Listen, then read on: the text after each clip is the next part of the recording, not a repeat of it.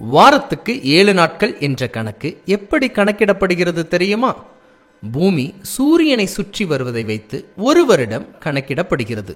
சந்திரன் பூமியை சுற்றி வருவதை வைத்து தோராயமாக ஒரு மாதம் கணக்கிடப்படுகிறது. பூமி தன்னைத்தானே சுற்றி வருவதை வைத்து ஒரு நாள் கணக்கிடப்படுகிறது. ஆனால் ஒரு வாரத்துக்கு 7 நாட்கள் என்ற கணக்கு எப்படி கணக்கிடப்படுகிறது என்று தெரியுமா? இந்த கேள்விக்கான பதில் எந்த அறிவியல் புத்தகத்திலும் இல்லை.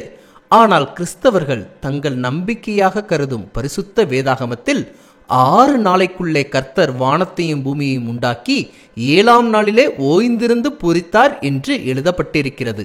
ஆம், இறைவன் இவ்வுலகத்தை 7 நாட்களில் படைத்தார். அதனால்தான் வாரத்துக்கு 7 நாட்கள் என்ற கால திட்டமே உண்டானது.